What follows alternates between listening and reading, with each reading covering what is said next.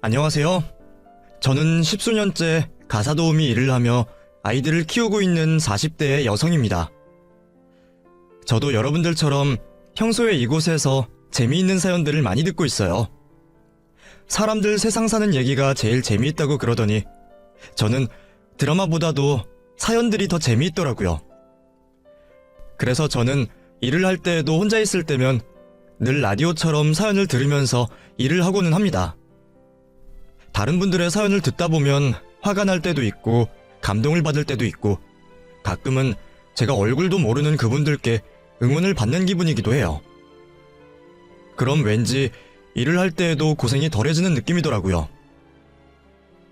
매번 사연들을 듣기만 하던 저도 언젠가 한 번쯤은 직접 사연을 보내봐야겠다고 생각하고 있었는데 정말 이렇게 사연을 보내게 될 줄은 몰랐습니다.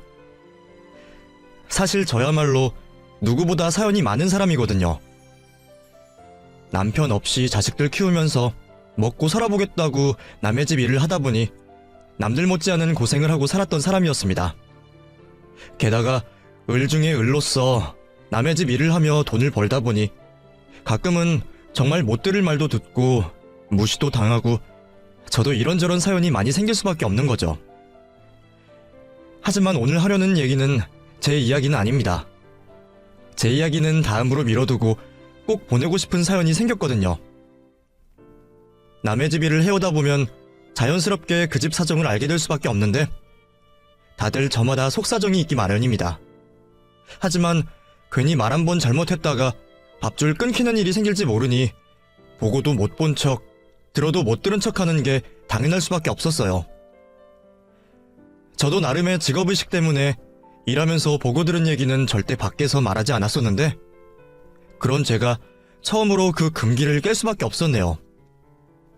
제가 밥줄 걱정에 모르는 척하려 해봐도 더는 모르는 척할 수가 없겠더라고요. 그럼 오늘은 제가 그 집에서 보고 들었던 기막힌 이야기를 전해보도록 하겠습니다. 원래 저는 집에서 살림을 하던 여자였어요. 자식이 셋이나 되었지만 그때는 남편 혼자 벌어도 5 식구 살기가 어렵지 않았었거든요. 그래서 저는 아이 셋을 낳아 기르며 집에서 살림을 하고 남편 내조에 충실하며 살았었죠. 다른 집 여자들은 맞벌이 하느라 살림하느라 고생을 한다는데 나는 좋은 남편 만나서 참 여유로운 팔자라 생각했던 적도 있었습니다. 하지만 그랬던 제 인생이 한순간에 뒤바뀌게 되었네요. 남편이 갑작스러운 사고로 죽은 뒤로는 제가 혼자 아이 셋을 키우며 살아야 했습니다.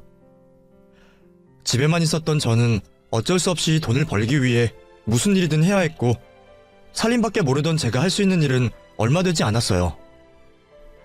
그래서 가사도우미 일을 시작하게 되었습니다. 그래도 5 식구 먹이고 입히며 살림은 자신 있다고 생각했었는데 남의 집 일을 한다는 건 일만 잘해서 되는 일이 아니었어요. 생전 처음 본 사람들 비위를 맞추는 일이 이렇게나 어려울 줄은 저도 몰랐습니다. 분명 허리 부서져라 때 빼고 광을 내놨는데도 청소가 하나도 안 되어 있다며 트집을 잡고 괴롭히는 사람도 있고 집에서 뭐가 없어졌다면서 멀쩡한 사람을 도둑 취급하는 사람들도 있더라고요. 자기 집 허드렛 일 해준다고 사람을 버러지 취급하는 건지 그런 사람들을 만날 때면 저는 정말 일을 관두고 싶기만 했었어요. 그렇다고 제가 딱히 할 수 있는 일도 없고 엄마로서 아이들을 먹여 살리려면 싫은 일도 참고 하는 수밖에 없었습니다. 그래서 저는 피눈물을 삼키며 어쩔 수 없이 그 일을 계속할 수밖에 없었어요. 그래도 다행인 건 똥도 자꾸 밟다 보면 구린내도 익숙해진다는 것이었습니다. 처음에는 내가 이런 취급까지 당해야 하나 싶어서 하루빨리 그만두려 했던 저도 언젠가부터는 힘든 일에 익숙해지며 조금씩 적응을 해갈 수밖에 없었어요. 그래서 어느새 웬만한 진상들은 그냥 웃으면서 넘길 정도로 태연해지고 의연해질 수 있었죠. 제가 묵묵히 군소리 없이 일을 한 덕분인지 연차가 쌓이면서부터는 여기저기서 저를 찾는 분들이 많아지게 되었습니다. 제가 일하던 집 사모님이 다른 사모님께 저를 소개를 해주시고 하다 보니 어느새 저는 쉬는 날도 없이 바쁜 생활을 할 수밖에 없었죠. 그 덕에 큰돈을 줄 테니 입주 가정부로 일해주기를 바라시는 분들도 계셨지만 집에서 오매불망 저를 기다리는 아이들이 셋이나 되다 보니 그런 제안은 받을 수가 없었어요. 저도 큰돈이 아쉽기는 했지만 그렇다고 제가 아이들까지 남의 집 살이를 시킬 수도 없었고 돈은 좀 못 벌어도 아이들에게 소홀하고 싶지도 않았거든요. 고생은 좀 해도 열심히 하는 만큼 돈을 벌 수 있었기에 저는 제가 하는 일에 만족하며 꾸준히 가사도우미 일을 다녔습니다. 처음에는 얼마만 버텨보자며 울며 겨자 먹기로 시작했던 일이었지만 이제는 배운 게 도둑질이라고 그 일만큼 제가 잘할 수 있는 일이 없다 싶더라고요. 나이를 더 먹을수록 새로운 기술을 배우고 일을 구하는 것도 힘든 일이고 이제는 평판도 좋아졌으니 기왕 이렇게 된 것 자식들 시집장가 보내고 늙어서 더 움직일 힘 없을 때까지 이 일을 꾸준히 해보자 싶었습니다. 그렇다 보니 벌써 50이 다 되도록 이 일을 하게 되었네요. 그러던 저는 몇 년 전 새로운 집에 소개를 받아 가게 되었습니다. 그게 바로 제가 보내려는 사연의 주인공들이죠. 원래는 제가 이 집에서 일을 할 생각이 아니었어요. 그때 저는 가뜩이나 여러 집 일을 해주느라 바쁜 상황이었거든요. 그런데 제가 전에 일을 해드렸던 집의 사모님이 저를 추천하셨다며 그 집에서 제가 꼭 일을 해주기를 바라시더라고요. 그동안 너무 일만 했는지 여기저기 몸이 아프던 탓에 조금 여유있게 일을 하려고 했던 저는 고민이 될 수밖에 없었어요. 그래서 적당히 거절하려고 했는데 무슨 이유인지 그 집에서는 저를 꼭 부르고 싶어 하시더라고요. 심지어 다른 집보다 돈을 더 주신다고 하면서까지 말이죠. 왜 그렇게까지 하시면서 굳이 저를 부르려고 하시나 싶었는데 저도 사람인지라 돈 앞에서는 약해질 수밖에 없었어요. 안 그래도 몇 년 뒤면 대학에 들어가야 할 큰아이 걱정에 저도 돈이 아쉬울 때였거든요. 결국 고민하던 저는 돈을 더 주신다는 말에 그 집 일을 하기로 결정했습니다. 그래도 얘기만 들어보면 크게 어려울 것 같진 않았어요. 할머니 한 분에 젊은 부부에 초등학생 아이 하나까지 내 식구 살림이면 오히려 갓난아이들 있는 신혼집보다 훨씬 편할 거라 생각했거든요. 원래 아이가 어린 집일수록 살림에 손이 많이 가다 보니 그런 집이 식구는 적어도 더 할 일이 많아요. 그런데 그 집은 시어머니의 사모님까지 여자만 둘이 계시는 집이니 제가 크게 손댈 구석 없이 오며 가며 정리만 잘하면 될 거라 생각했습니다. 그 집 사모님도 처음에는 그렇게 말씀하셨었죠. 뭐 별로 할 일은 없을 거예요. 일주일에 2번 와서 청소랑 정리만 좀 해주시고 저희 먹을 음식만 좀 해주시면 돼요. 사람 사는 집이 다 똑같을 텐데 뭐 얼마나 힘든 일이 있겠어요. 그렇게 치면 아줌마는 정말 땡 잡으셨네. 돈은 더 받아가면서 일도 별로 없잖아요. 처음에는 그 사모님이 자기 입으로 그렇게 말을 하기에 철석같이 믿었더니 그 말을 믿은 제가 바보였습니다. 막상 일을 시작하고 보니 그 집 사정은 제 예상이랑 많이 다르더라고요. 사모님이 별일 없이 집에 계신다고 들었는데 살림은 전혀 하지 않으시는지 주방이며 창고며 정리는 하나도 되어 있지 않고 여기저기 내려앉은 먼지에 집안 청소 상태 역시 좋지 않아 보였어요. 그래서 제가 가자마자 해야 할 일이 너무 많았었죠. 일주일에 2번 방문인 스케줄에 제가 거의 한 달 내도록 대청소를 해서 겨우 사람 사는 집꼴이 되었으니까요. 저도 돈 받고 하는 일이니 대놓고 불평을 할 순 없었지만 속으로는 집에서 자식 키우는 여자가 무슨 살림을 이렇게 못하는지 이해가 되지 않을 지경이었습니다. 이 정도면 추가금을 더 받아야 할 정도였는데 어떻게 할 일이 없다고 할 수 있는지 말이에요. 게다가 그 사모님은 저한테 참 바라는 것도 많은 여자였습니다. 아줌마가 워낙 손맛이 좋다고 그래서 특별히 소개받은 거니까 먹는 거에 제대로 신경 좀 써주세요. 아줌마 전라도가 고향이시라면서요?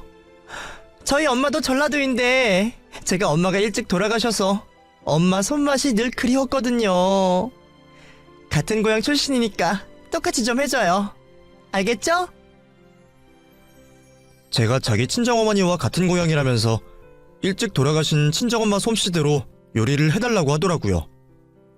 처음에는 전라도식으로 해달라는 건가 싶어서 늘 하던 대로 요리를 했는데 그게 어머니 손맛이 아니었는지 화를 내는 겁니다. 이게 뭐예요? 지금 이걸 음식이라고 한 거예요? 아니, 요리 잘한다길래 돈까지 얹어주고 데려왔더니 우리 엄마 맛이랑 너무 다른데? 왜 똑같이 못해요? 친정어머니가 어떻게 요리하셨는지를 모르니까 저도 똑같이는 못하죠. 요리법이라도 알려주시면 어떻게 해볼 텐데요. 그걸 내가 알면 내가 직접 했지. 아줌마가 알아서 좀 생각해봐요. 저도 요리야 자신 있는 편이었고 일해주면서 음식 솜씨로 칭찬은 많이 받아왔기에 설마 그런 일로 욕을 먹을 줄은 몰랐습니다. 나는 자기 엄마가 누군지도 모르고 그 집 음식도 먹어본 적 없는데 저더러 무슨 맛인지도 모르는 음식을 똑같이 만들어내라니 황당하더라고요. 전라도 사람이라고 음식 맛이 똑같은 것도 아니고 사람마다 손맛이 다르고 가정마다 만드는 방법이 다르잖아요. 십수년 전 먹어본 음식 맛을 자기도 다 기억을 못하면서 저더러 친정어머니 음식이랑 똑같이 만들지 않았다며 닥달하는 사모님이 기가 막히기만 했습니다. 이럴 줄 알았으면 처음부터 그 집 일을 하겠다고 하지 말걸 뒤늦은 후회가 막심했지만 이미 일을 하기로 한 이상 그만두겠다고 먼저 말을 할 수도 없었습니다. 원래 그 동네가 그래요. 집에 사람 들이는 일에 예민한 사모님들끼리 서로서로 소개해주고 후기들을 나누고 하다 보니 어느 집에 가든 늘 조심할 수밖에 없거든요. 혹시나 실수라도 하거나 집주인이랑 다투기라도 했다가는 괜히 좁은 동네에서 소문 잘못 나서 일자리 뺏기기 일쑤였으니까요. 그래서 늘 의뢰 입장일 수밖에 없었던 저는 그 집 사모님 비위를 맞추며 어떻게든 잘해보려 노력할 수밖에 없었습니다. 그래서 어쩔 수 없이 계속 일을 하지만 십수년 동안 나름 내공이 쌓였다 싶은 저도 그 집은 참 적응이 쉽지 않더라고요. 말도 안 되는 이유로 꼬투리 잡고 화내는 사모님도 그랬지만 그 집 아들도 참 대단했습니다. 이제 겨우 8살 먹은 초등학생 아이가 어쩜 그렇게 버릇이 없는지 재미삼아 일부러 저를 놀리고 저를 골탕 먹이겠다며 자꾸 괴롭히는 통에 제가 얼마나 시달렸는지 몰라요. 기껏 청소를 다 끝내놓으면 일부러 흙을 뿌려놓고 남을 다듬어서 널어둔 것을 죄다 흐트러놓고 먹을 음식을 엉망으로 만드는 통에 이를 수습하고 다시 하느라 고생한 일이 여러 번이었습니다. 저도 자식 안 키워본 것 아니고 특히나 남자아이들이야 정신없이 뛰어놀기 바쁘니 가끔 사고치고 말썽 부릴 수도 있을 거라 생각했어요. 그래서 처음에는 애가 실수로 그랬겠거니 하고 타이르지도 못했는데 날이 갈수록 매번 그런 걸 보니 얘가 일부러 이러는구나 싶더라고요.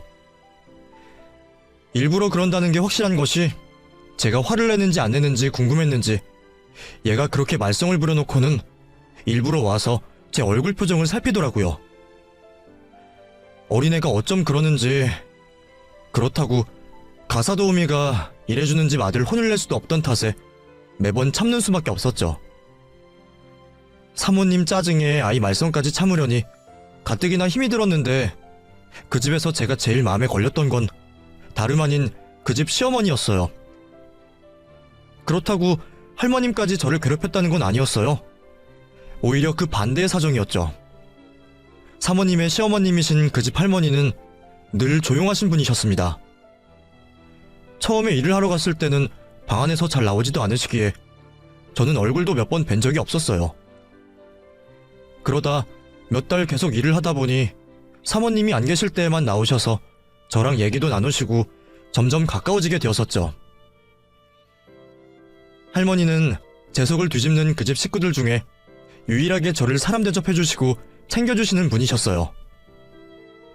그런 할머니가 가장 큰 걱정이었다는 게 이상하시겠죠? 그건 다름 아닌 할머님이 당하시는 일들 때문이었습니다. 사실 처음에 저는 그 할머니가 그 집 식구인 줄도 몰랐어요. 무슨 사정인지 모르지만 가깝지 않은 식구를 모셔와 같이 사시는 건가 생각했거든요.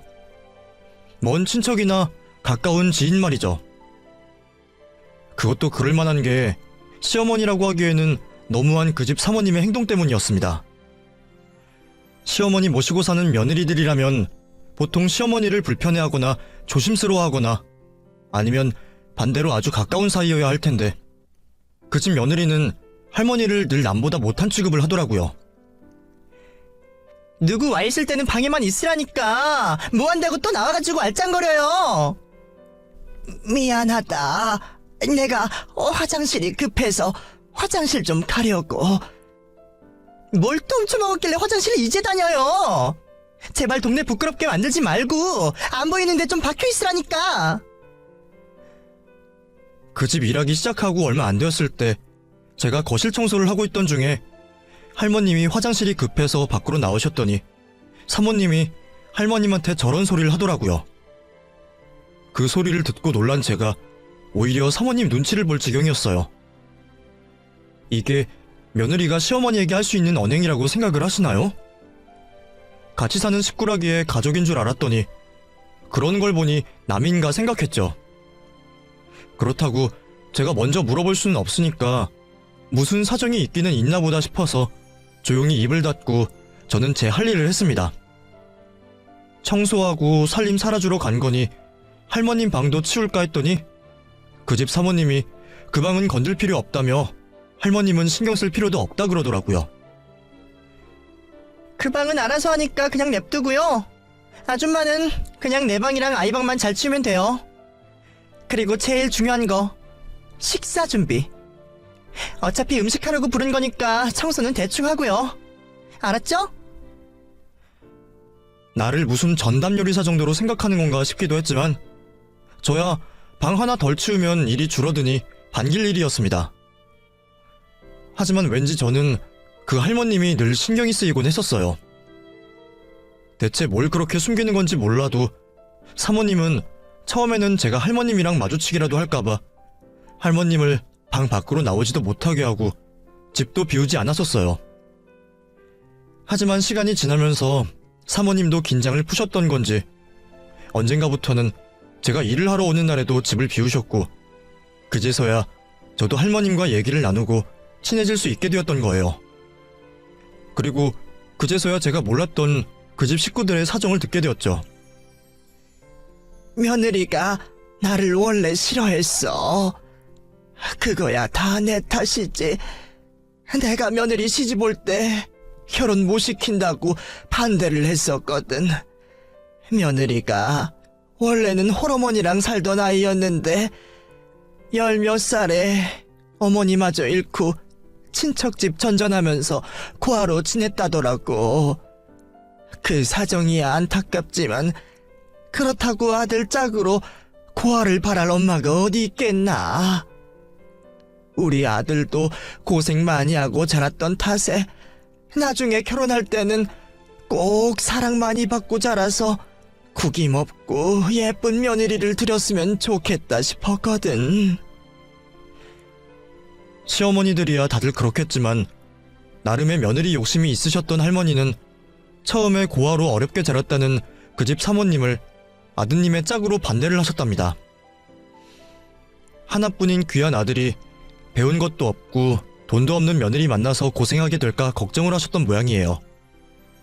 그랬지만 결국 자식 이기는 부모 없다고 할머니도 아들이 좋다고 하니 두 사람을 허락해 주셨답니다.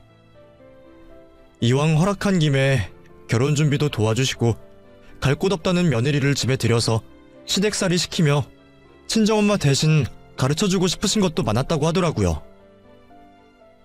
나도 여유가 있었더라면 집 구해주고 내보냈으면 마음이 편했겠지만 그때는 나도 여력이 없었고 우리 아들도 배 타는 일 하느라 나가 있는 시간이 길어서 둘이 집 구해서 나간다고 할 때까지 내가 데리러 있으려고 그랬어. 그러면서 살림도 가르치고 챙겨주고 싶어서 말이야.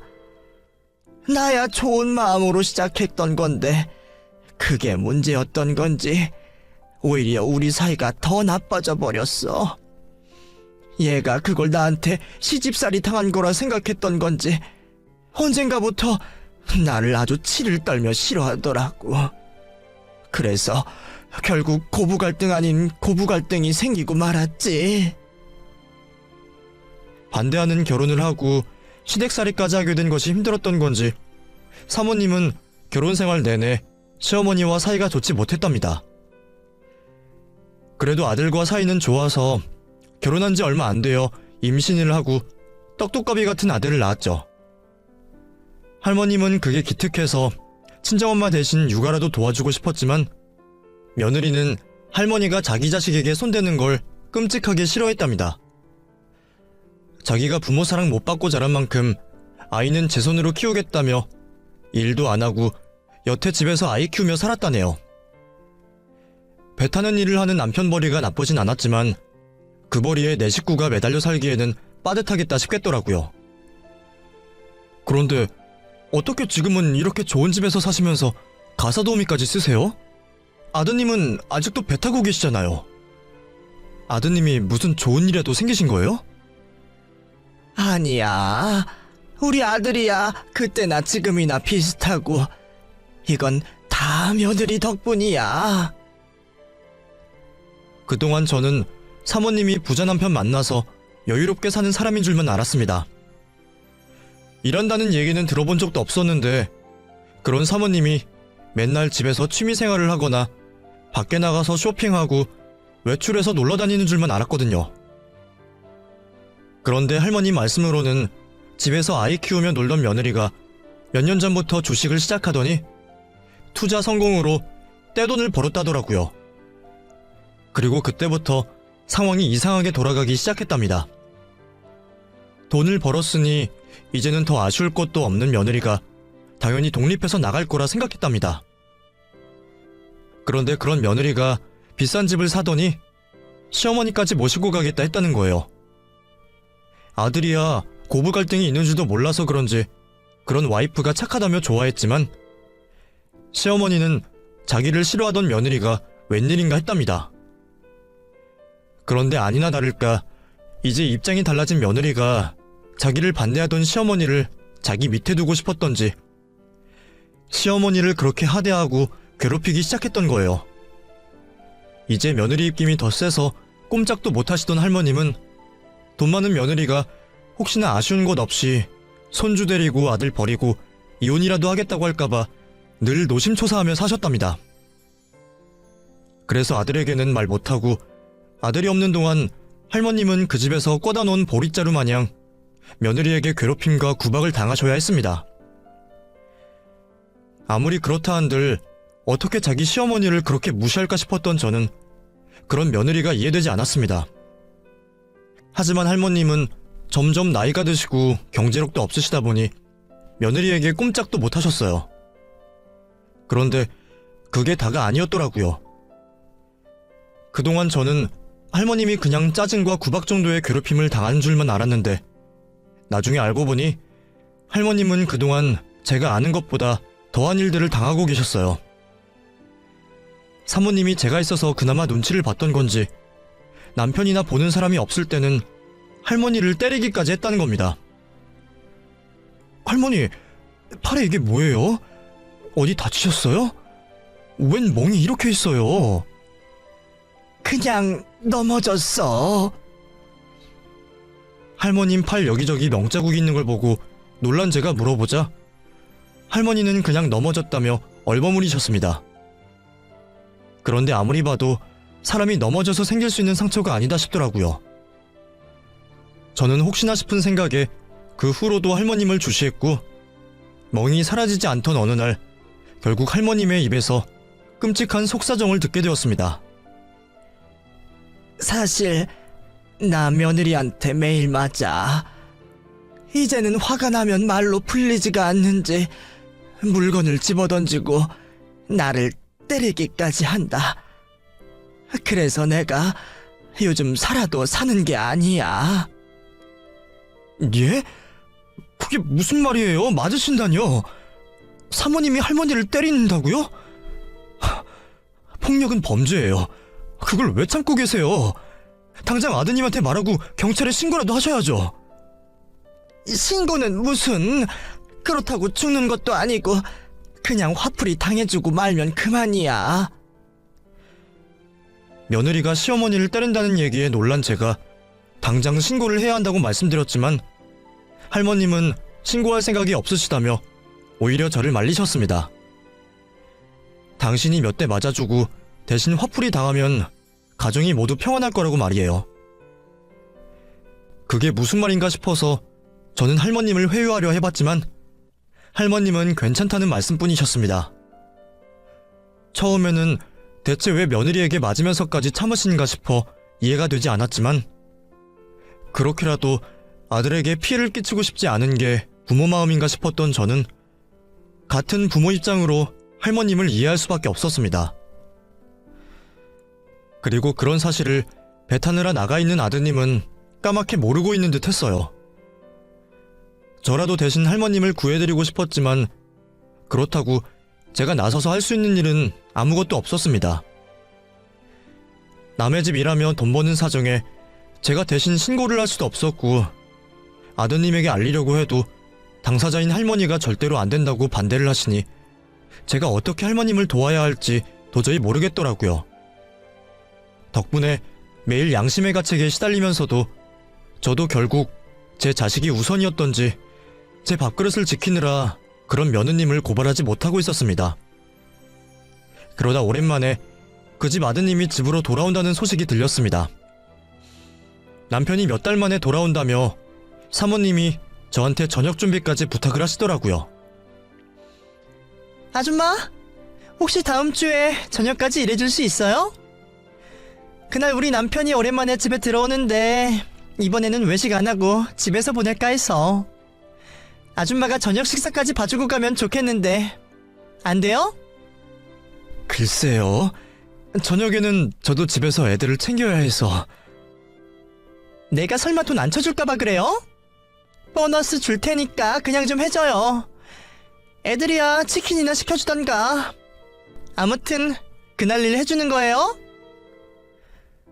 그 집 사모님 막무가내가 하루 이틀은 아니었기에 결국 마지못해 그러기로 했습니다. 평소 그 집 아드님 얼굴을 자주 본 적 없던 저도 그날은 몇 달 만에 아드님을 보게 되었는데 아드님이 들어온다는 소식에 할머님도 얼굴에 웃음꽃이 피시는 듯 했어요. 할머님, 아드님 오신다니까 그렇게 좋으세요? 그럼 좋지. 몇 달 동안 못 봤는데 얼마나 보고 싶었겠어. 나한테는 우리 아들이 전부인데 우리 아들 그동안 잘 지냈는지 무탈했는지 얼마나 기다렸는지 몰라. 할머니, 이번에도 아드님한테는 말씀 안 하실 거예요?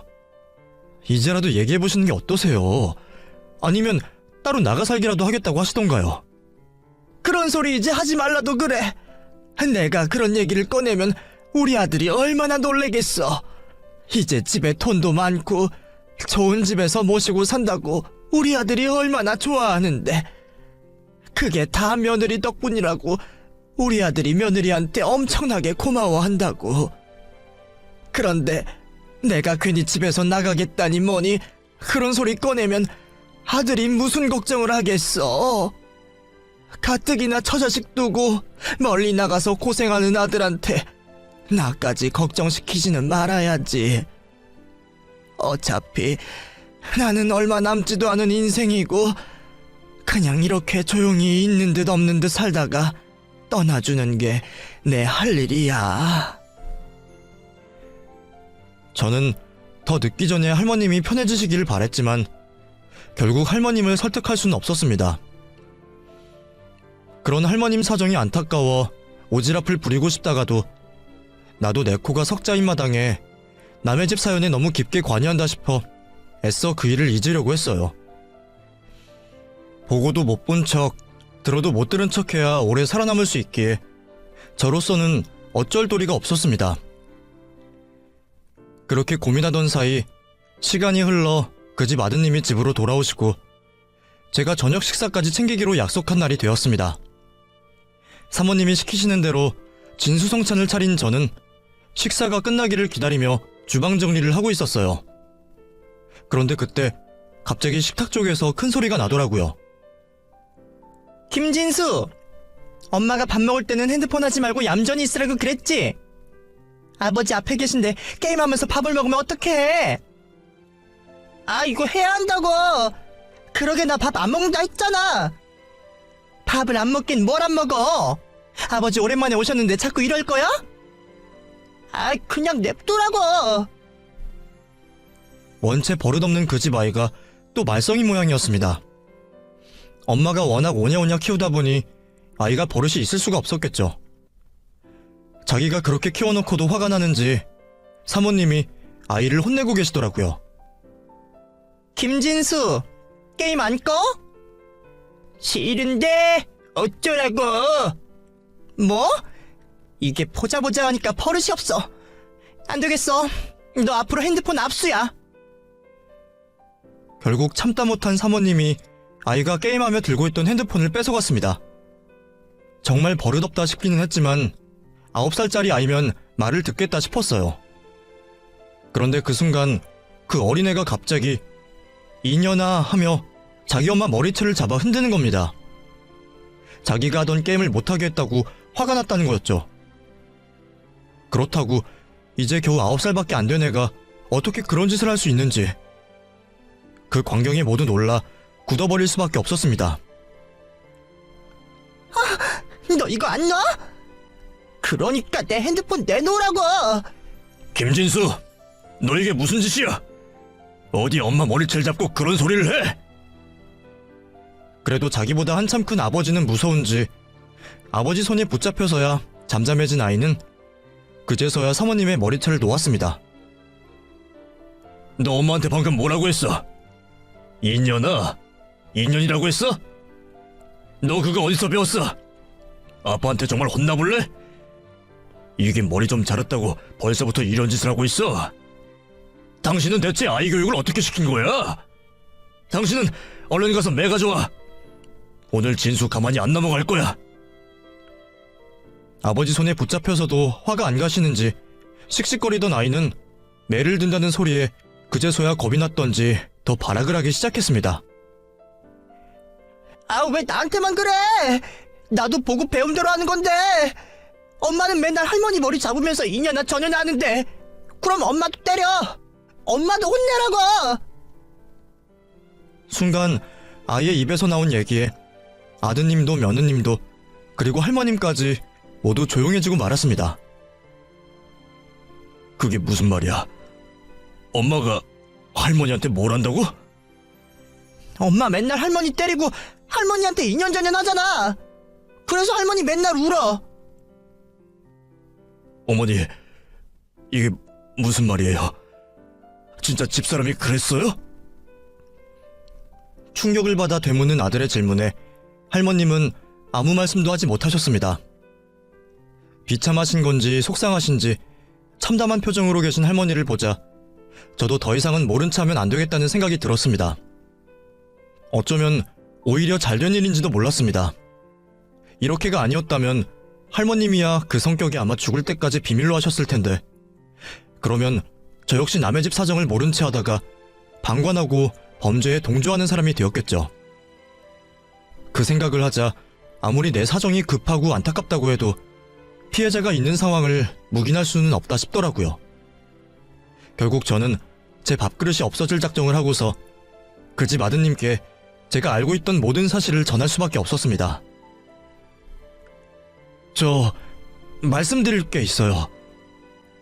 사실 그동안 할머님이 사모님께 많이 괴롭힘 당하셨던 것 같아요.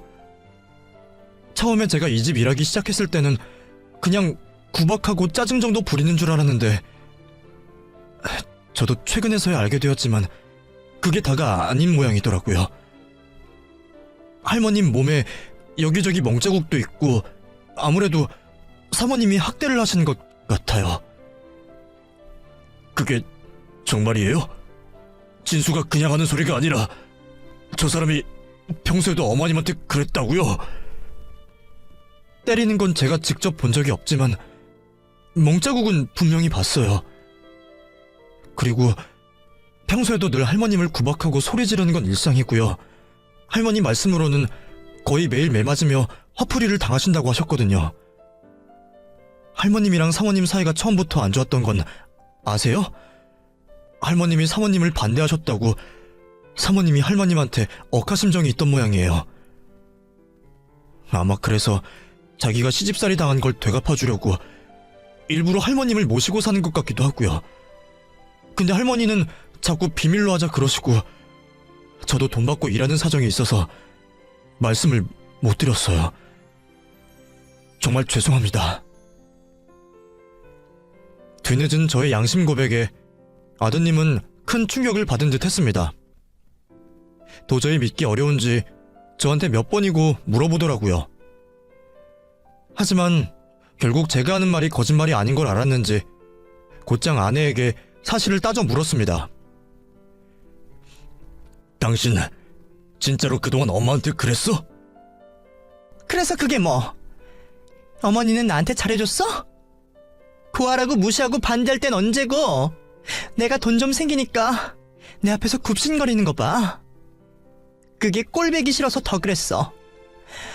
자기가 입 다물고 괴롭힘 당한다는데 당신이 뭐 어쩔 건데? 뭐? 당신 진짜 인간 맞아? 어떻게 그런 소리를 아무렇지 않게 할 수 있어? 당신이야말로 그동안 아무것도 몰랐던 주제에 이제 와서 아무 잘못 없는 척하지 마. 당신은 내가 시집살이 당할 때, 내가 외로울 때 내 옆에 없었잖아. 그러다가 이제 와서 다들 내 덕에 먹고 사는 주제에 당신들이 내 탓을 할 수가 있어? 나는 욕먹을 이유 없으니까 나한테 지랄하지 말고 당신 엄마나 알아서 챙겨. 하지만 사모님은 미안하거나 잘못한 기색 없이 오히려 당당한 듯 적반하장으로 나왔습니다. 그리고는 싸움하기도 귀찮다며 짐을 싸서는 도망가듯 호텔로 나가버리더라고요. 그걸 보니 대체 사람이 어떻게 그럴 수 있나 싶었네요. 그걸 본 저는 이 집 식구들은 더 이상 함께할 수 없을 거라는 생각에 제가 알고 있던 마지막 비밀까지 전부 털어놓게 되었습니다. 할머님 일만 해결되면 그만이라 생각했지만 망연자실해 있는 아드님을 보니 알기 싫은 진실이라도 알 필요가 있겠다 싶더라고요. 이건 확실한 건 아니지만 얘기하는 김에 전부 얘기할게요. 사실 사모님이 따로 만나시는 분이 있는 것 같아요. 그 남자를 제가 본 건 아니지만 사모님이 몰래 통화하는 걸 들은 적이 몇 번 있었어요. 약속이 있으시다며 나가셨다가 외박하신 적도 종종 있었고요. 아닐 수도 있지만 그래도 의심이 돼서요. 저도 제가 직접적인 증거를 발견한 것도 아니고 정황뿐이었기에 얘기를 하면서도 이 말까지 하는 게 맞나 고민이었지만 혹시나 사모님의 외도가 사실이라면 식구들이 사모님에게 당하기만 하면 안 되겠다는 생각에 위험을 감수하고 전하는 수밖에 없었습니다. 그리고 결국 저는 그날부로 그 집 일을 더 이상 나가지 않게 되었죠. 다행인지 아닌지 사모님에게서 보복을 하겠다던지 하는 연락은 없었지만 어쩌다 그 집 일에 엮인 저로서는 괜히 불안하고 마음이 불편할 수밖에 없었습니다.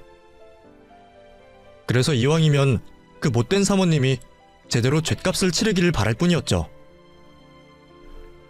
그리고 몇 달이 지나서 할머님께 연락이 오게 되었어요. 전과 달리 밝아 보이는 할머님의 목소리에 저도 반가운 마음이 먼저 들더라고요. 할머니, 너무 오랜만이에요. 잘 지내셨어요? 그동안 어떻게 지내셨어요? 나야 잘 지내지. 다 자네 덕분이지 뭐. 자네가 아니었더라면 하마터면 큰일 날 뻔했거든.